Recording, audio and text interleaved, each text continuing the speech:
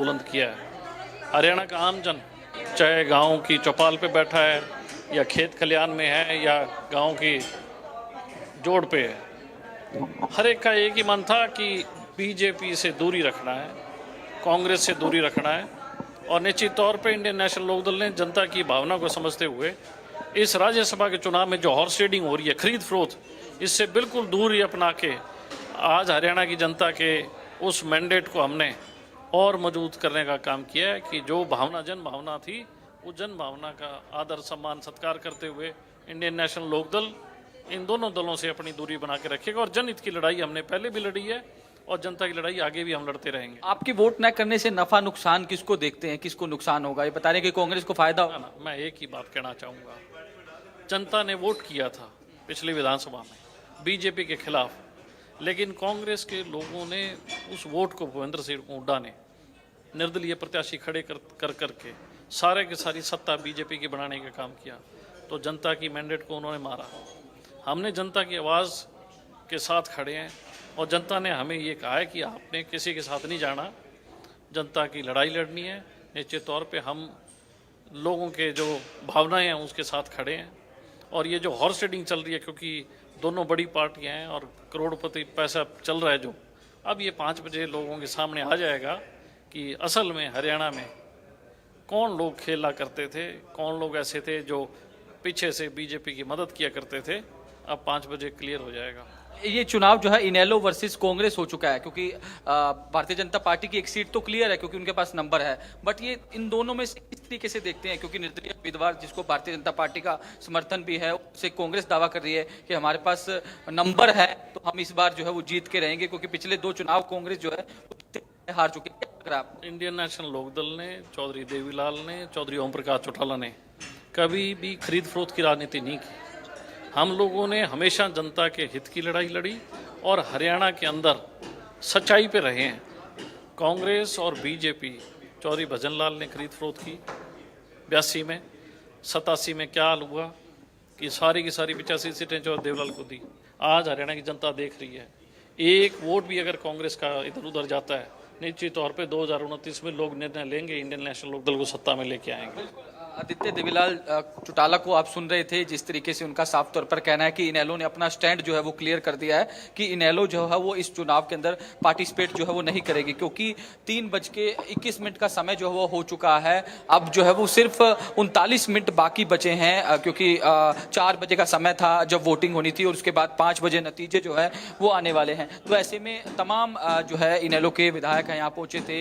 इनेलो के राष्ट्रीय अध्यक्ष अभय सिंह चौटाला की ओर से कहा गया कि उन्होंने जनता के बीच में गए थे, जनता की ओर से कहा गया कि इस चुनाव में जो है वो उनको पार्टिसिपेट नहीं करना चाहिए। तो इस तरीके का डिसीजन जो है वो इनेलो की ओर से ले लिया गया है। तो अर्जुन चौटाला को भी हम कुछ ही देर में सुनवाएंगे। अर्जुन चौटाला भी यहाँ मौजूद है। अर्जुन चौटाला जो है वो अभय सिंह चौटाला के बेटे हैं, रानिया से INLD के विधायक हैं। उनको भी उनका क्या कहना है इसको लेकर उनसे भी जो है वो हम जानते हैं, क्योंकि अपनी तमाम बातें जो है वो विधानसभा में बेबाकी से रखते हुए नजर आते हैं। इनेलो ने स्पष्ट तौर पर क्लियर कर दिया है कि इनेलो जो है वो फिलहाल जो है राज्यसभा चुनाव में अब पार्टिसिपेट जो है वो नहीं करने वाली है। तो ऐसे में अब 88 वोट जो है वो कहीं ना कहीं राज्यसभा में तमाम विधायकों की ओर से कर दिए गए हैं। जी आयुष।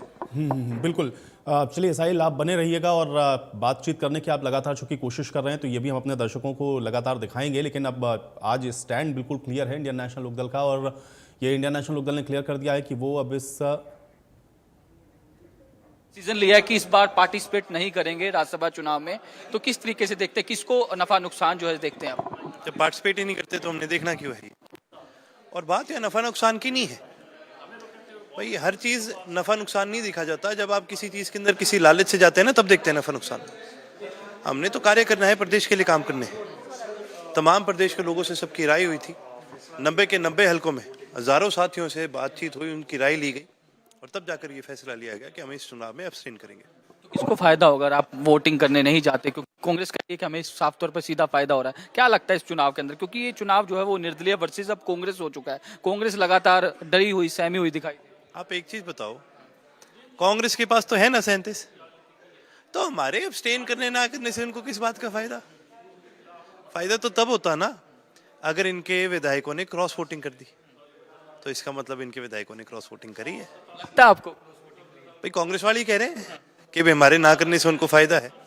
फायदा तो तभी होगा ना जब किसी ने कोई रोल कोई दौड़ करा है, नहीं तो 37 है, क्या जरूरत है, हमारी 31 ही होते हैं। अभय सिंह चौटाला जी ने भी जिक्र किया कि क्रॉस वोटिंग हुई है, इस तरीके की इन्फॉर्मेशन मेरे पास आई। आप सभी प्रेस के साथ ही हैं, आपके माध्यम से हमें पता चला है। जिस प्रकार के सूत्र आपके हैं वैसे ही सूत्र हमारे हैं। और सुनने में ये बात आई है, लेकिन ये सारी बातें 5 बजे के बाद क्लियर। के अंतर आत्मा से हमने वोट कास्ट किया है, तो 5 किस तरीके से दिखते हैं, ये कौन सी अंतर?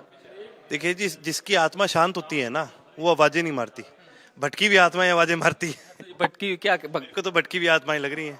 बिल्कुल, अर्जुन चौटाला जो है वो साफ तौर पर कह रहे हैं कि भटकी हुई आत्माएं जो हैं वो दिखाई दे रही हैं, तो कहीं ना कहीं कटाक्ष जो है वो कांग्रेस पर करते हुए अर्जुन चौटाला जो है वो दिखाई दे रहे हैं। साफ तौर पर कहा है कि जनता का फैसला था, जनता का जो डिसीजन उनको उनकी ओर से मिला उसको जो है यहाँ इम्प्लीमेंट करते हुए अब राज्यसभा चुनाव में कांग्रेस ने इनेलो ने जो है वो पार्टिसिपेट करने का ऐलान जो है वो जिस तरीके से साहिल की अब अगर ये फैसला है इंडियन नेशनल लोक दल का कि वो इस राज्यसभा के चुनाव में पार्टिसिपेट नहीं कर रहे हैं, जानकारी ये भी आ रही क्योंकि कह रहे हैं सारे लोग कि क्रॉस वोटिंग भी हो सकती है, हालांकि उसके लिए 5 बजे